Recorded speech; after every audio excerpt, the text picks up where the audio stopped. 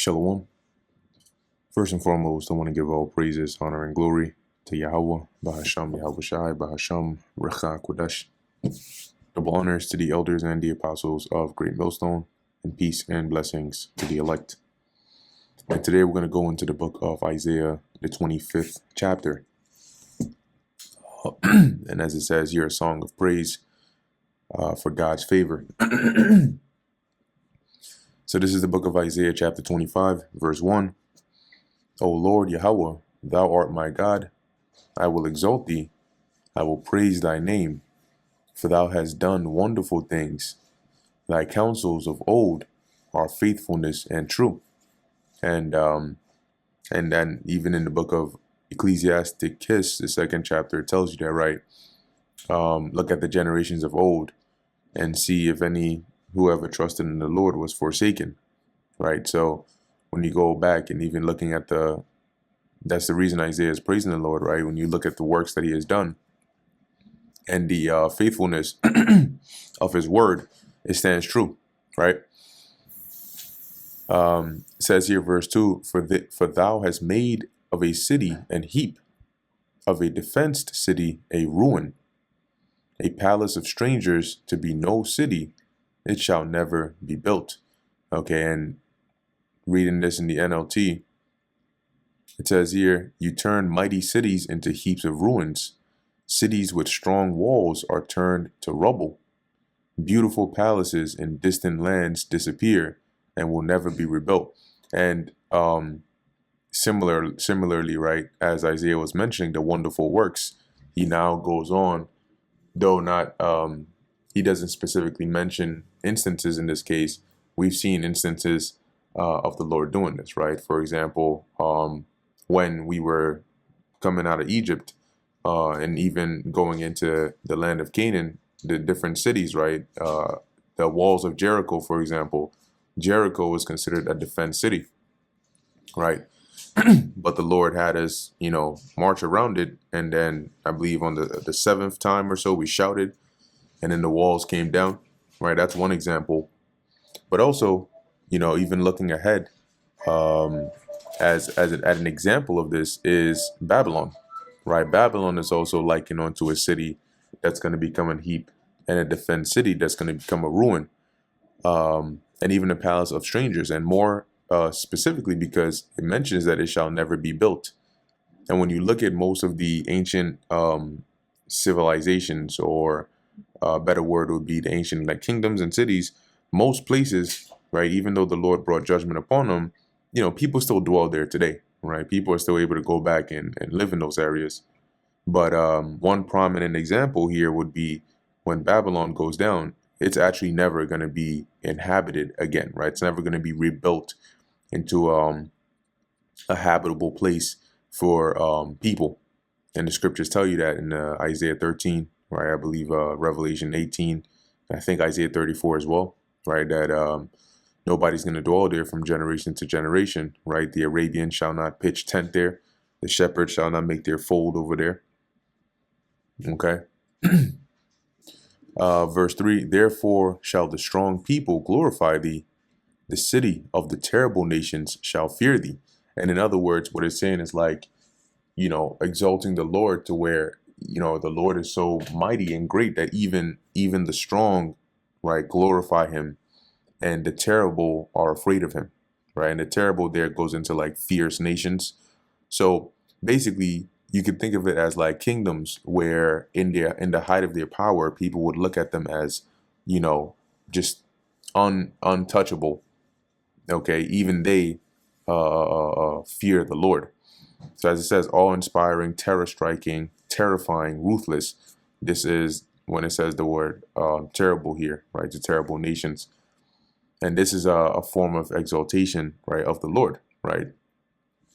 Verse 4, for thou hast been a strength to the poor, a strength to the needy in his distress, a refuge from the storm. Yeah, so when you look at, generally speaking, but also in the perspective of Isaiah, he is not thinking of heathens as an example of the poor that the Lord has been a strength to, because when you look at all throughout history, the poor, all right, here on a national level would represent the nation of Israel.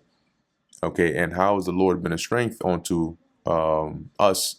Well, when you look at all of our battles, the way we won them was through the Lord, right? It's the miraculous ones with pure divine intervention, and ones where there was divine intervention, but the Lord used the armies of Israel to deliver Israel, or use a judge. But there were times when He sent down angels. There were times when He sent down plagues. There were times when He caused the enemies to fight each other. And our strength or our power lies in the Lord. That's why He has been a strength to the poor, and the poor being Israel here. A strength to the needy in his distress. And so you're not going to find, right, like heathen nations being in distress and then they're calling upon Yahweh Basham Yahweh Shai, and He's coming to deliver them just for that, for their sake. No. If the Lord was to preserve a nation, it would be for a greater purpose, to play a role in prophecy. Okay. Or maybe because you had Israelites within that region. So as it says here, to the needy in his distress. So this is on both on a on like a national level, but also even on an individual level. A refuge from the storm, right? A refuge here being like a shelter from the storm, a shadow from the heat, which provides that relief. Okay. When the blast of the terrible ones is as a storm against the wall. So basically, the Lord has been like a defense against the hardships here, as it's worded that the poor and the needy endure. And when we look through our biblical history, we've seen that those in that position of poor and needing that help have always been Israel. At least those that the Lord responded to deliver. Verse 5, thou shalt bring down the noise of strangers as the heat in a dry place. Now, the noise of strangers is basically the cheering and the shouting, and the strangers are like the heathens here, right? So, and this is more so going into the proud nations. As the heat in the dry place, even the heat with a shadow of a cloud, right? Now, when it's really hot, right? One example is like sometimes you'll be at camp and on a summer day and it's like very, very, very hot. The sun is just out beaming on you. And then all of a sudden there'll be like a sizable cloud that passes over and blocks that sun, and you get that shade, and that now all of a sudden you feel this nice cool breeze, and that it feels so relieving, right? It's like a feeling of relief over there. That is the example here that Isaiah is given, the visual to signify the Lord being that relief, right, for Israel from the hardships. Okay, it says here, the branch of the terrible ones shall be brought low. And the word branch here actually goes into songs. When we look up the word branch, I believe that's Zamayar or Zamyar. And it says here, song or psalm, right? So what when it signifies like the terrible ones rejoicing, right? And I like the way it's worded here. In the NLT it mentions it, right? It says as the shade of a cloud of coolness, or as the shade of a cloud cools relentless heat, so the boastful songs of ruthless people are stilled. Okay, so just like the boastful songs, for example, or the proud songs can be likened onto that heat, right? And the Lord will bring it low, just as He would, have that cloud sort of shade cover you, or bring that shade to protect you from that. And in this mountain shall the Lord of hosts make unto all people a feast of fat things. The fat things is like the choicest of the animals, right? So like lamb and cattle and so on and so forth. A feast of wines on the least of fat things. So Isaiah just reiterates himself here, right? Of fat things full of marrow, and the marrow is basically what's inside of your bone, right? But it's basically to signify, if an animal has strong bones, then chances are that it's a healthy, thick, strong animal. And so you would liken that as like one of the choicest of the flock. And that's to emphasize here, like as it says, the Lord is going to make that feast. And that's really going to be something that is more kingdom oriented, right? Where, that's where you can actually like enjoy and have that relaxation and that rest, as the Apostle Paul mentioned. It says here of wine on the lees well refined. Now lees, when you look up lees over here, it is like the skin of grapes, right? And basically what's like at the bottom of whatever container it is during the process of fermenting for the wine. And if you leave, like back then, right, if you leave the wine on it or in it for a while or for a period of time, it basically makes it taste better. So if you look up here, lees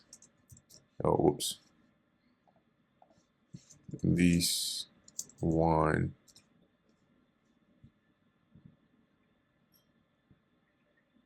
Yeah, so it says here, lees refers to the sediment that accumulates at the bottom of a wine vessel after fermentation.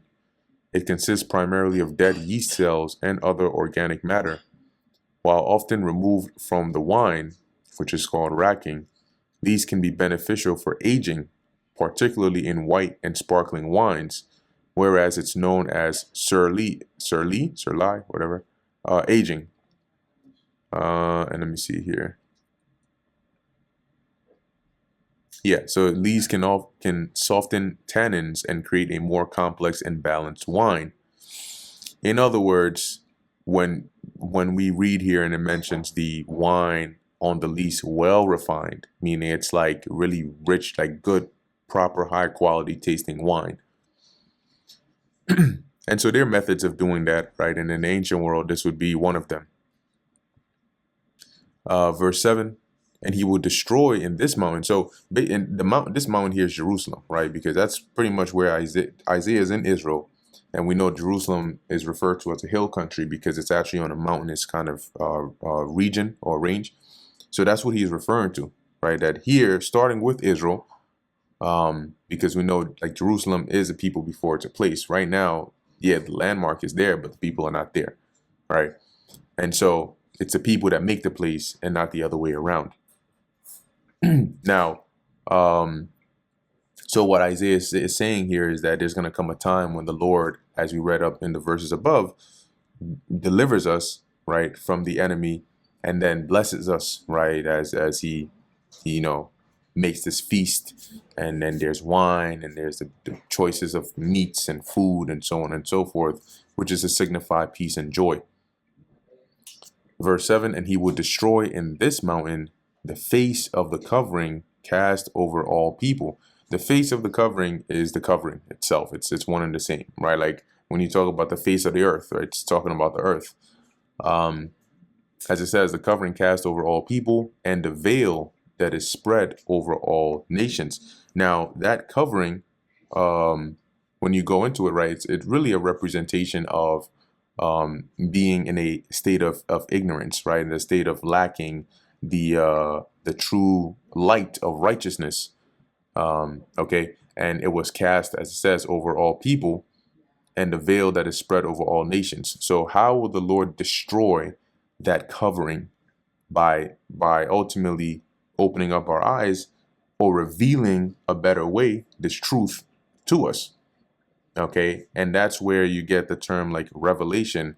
When you look at the etymology of the word, it means to reveal, okay, or reveal or unveil, okay, which is to basically take off the veil, which is like a blocking or a covering preventing you from seeing the fullness of, let's say, the truth, for example.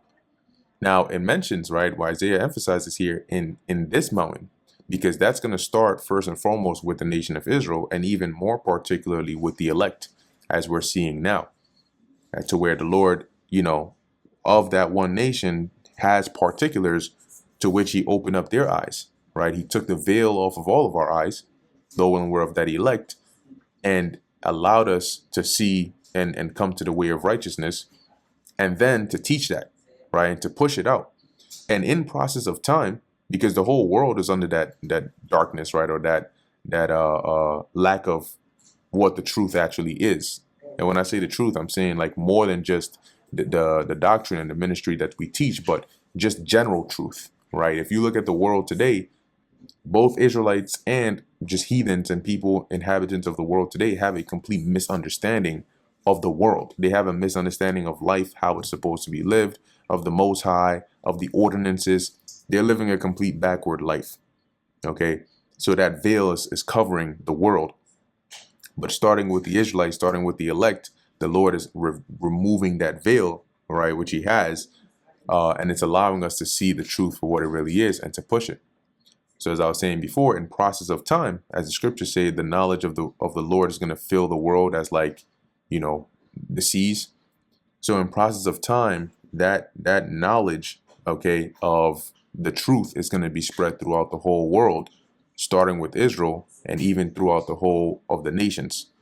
And that's where you get, basically that point in the kingdom where everybody now knows Yahweh Ba'ashem Yahweh Shai and follows the ways of Yahweh Ba'ashem Yahweh Shai, or at least knows to follow the ways of Yahweh Ba'ashem Yahweh Shai. Now, a precept for this is, I wonder if I cross-reference it, it might come up in, 2 Corinthians chapter 3,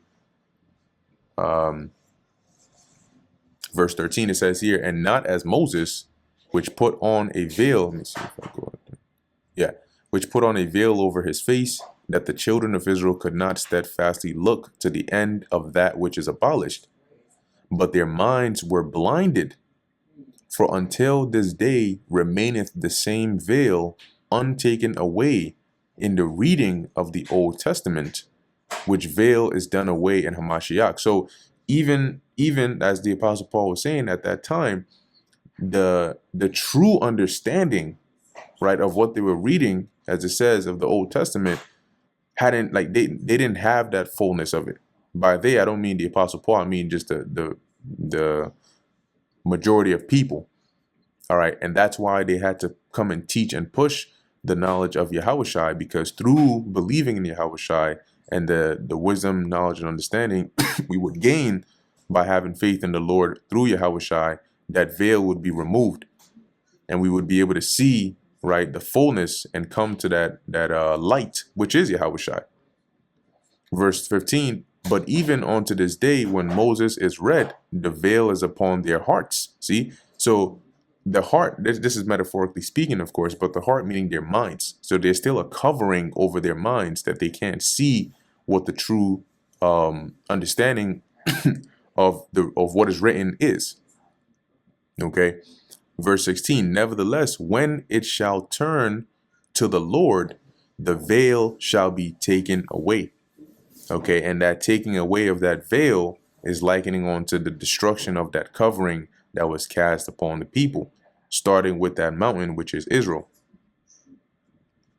So now going back to Isaiah 25 and continuing in verse 8, he will swallow up death in victory, and the Lord Yahweh will wipe away tears from all faces. And this was fulfilled through Yahweh Shai.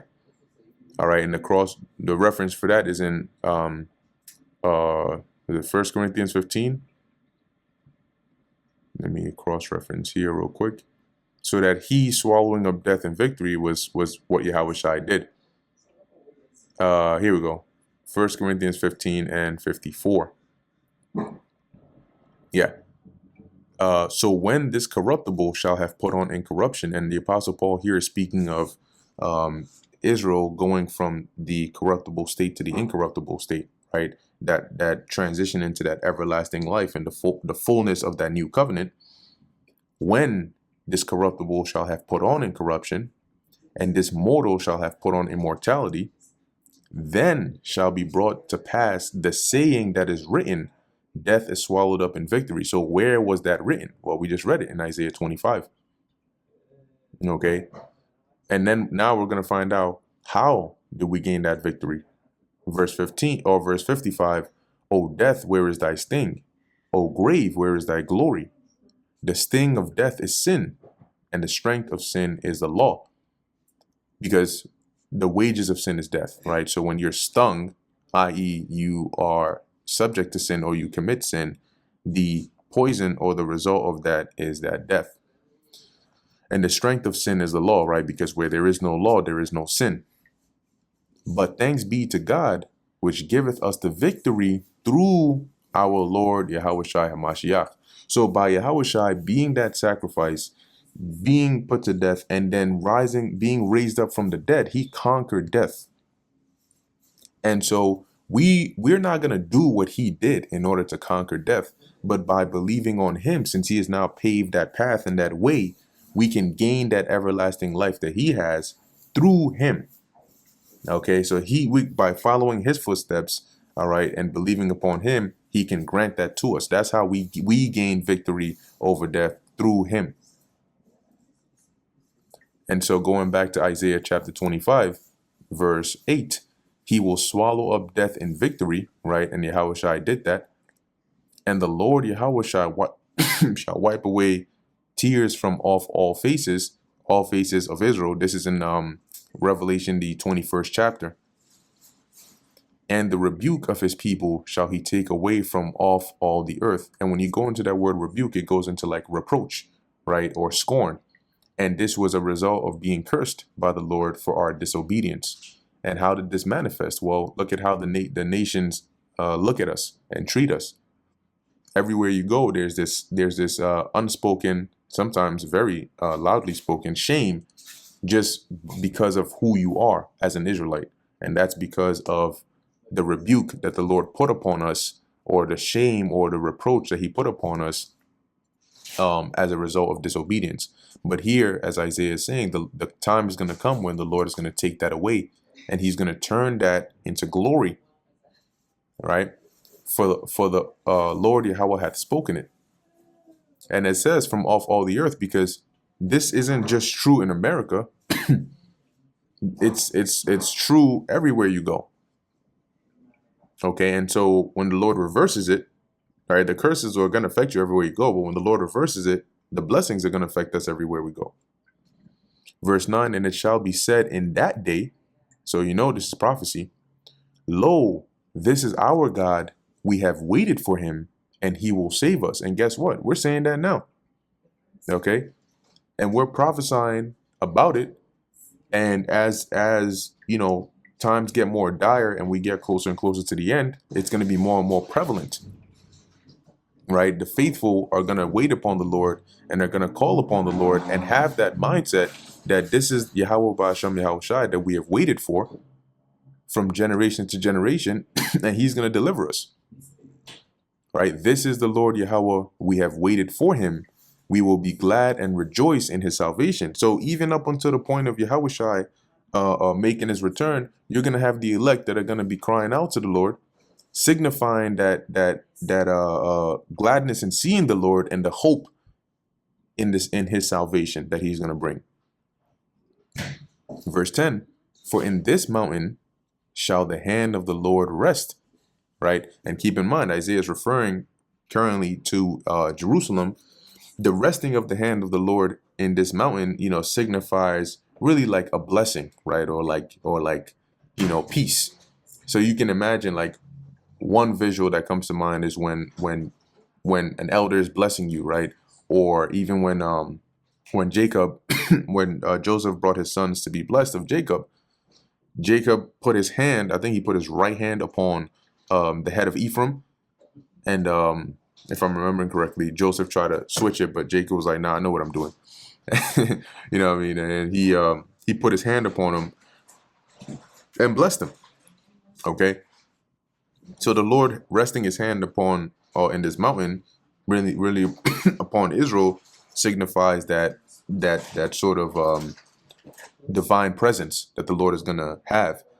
And it says here, and then it contrasts now into the judgment that would come upon the rest. Now here it specifies Moab, but it's not going to be isolated to Moab. All these heathens are also going to suffer that same or similar fate. And Moab shall be trodden down under him, even as straw is trodden down for the dunghill. And so here, ultimately, right, signifying the bringing low, right, of Moab here, which will be applicable to these other nations as well. But the example given here, right, trodden down, when you trod something down, you're stepping on it, you're stomping it out. As straw is trodden down for the dunghill. Straw is like when you post harvest, right, when you tread out the grain from the, from the sheaves and the crops, the husk and the dry parts that are left, that is likened onto the straw. Now, back then, what they would also do is they would have the dung. A dunghill is precisely that, a hill of dung. Dung is the excrements of like animals per se. So you would have they would gather the waste. Let me put it that way. They would gather the waste, but they would mix it with the straw. Okay, because post harvest you would have an abundance of straw, right, or that husk. And so the way they would mix it is by stepping on it, right? Either an animal or, whoever wanted to do that. It sounds crazy and nasty now, but back then it was more common. And so by treading down, they would be able to mix the straw with the dung. And what that would do is it would allow the dung to dry up. So it's not like an anaerobic environment of just like moist, hot, and, disgusting dung. But rather it would dry up and it would be able to be used for compost. If you're not sure what compost is, compost, let's see, agriculture. So it says here, compost agriculture involves using compost, a decomposed organic material, to improve soil health. So manure, which is, poop, is used to fertilize the soil. As it says, improve soil health and plant growth in farming. And so, yeah, it says here, compost is created through the controlled decomposition of organic waste like food scraps, yard trimmings, and animal manure. So dung. So basically, that was the I guess the imagery or the visual that Isaiah was given here, and it was, at that time, people knew what that was. They got the reference he was making, right? So, in their minds, it would be like, damn, like Moab is gonna be basically disgusting, like worthless, right? You're liking onto what's mixed with dung to create, compost for the soil. That's pretty much the state that the Lord is likening you onto. Verse 11, and he shall spread forth his hands in the midst of them, as he that swimmeth spreadeth forth his hands to swim. So if you've ever seen a swimmer, you know how they swim, right? They reach out one hand, they pull back out. You get the motion.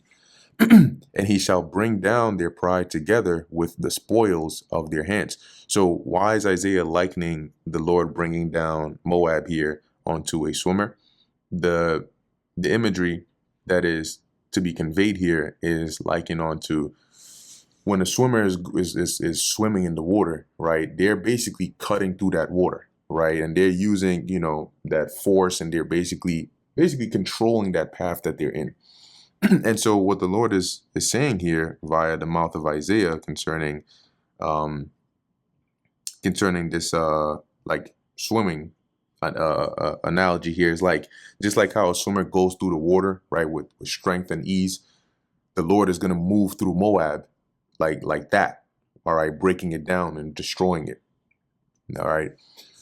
Verse 12, and the fortress of the high fort. So yeah, basically that's the point. And the fortress of the high fort of thy walls shall he bring down, lay low, and bring to the ground, even to the dust. So he's basically going to break down their defenses and subject them and bring them low. Okay. And like I said, Moab is mentioned here, but, we know in prophecy that these other nations are also going to be subject to similar fates of being brought from whatever position they're in to the lowest they've ever been, subject onto the Lord through the nation of Israel. So this pretty much brings us to the end of the book of Isaiah, the 25th chapter. Lord willing, this is edifying to the elect. In closing, I want to give all praises, honor, and glory to Yahweh, Bahasham, Yahweh Shai, Bahasham, Recha, Kudash. And until next time, Shalom.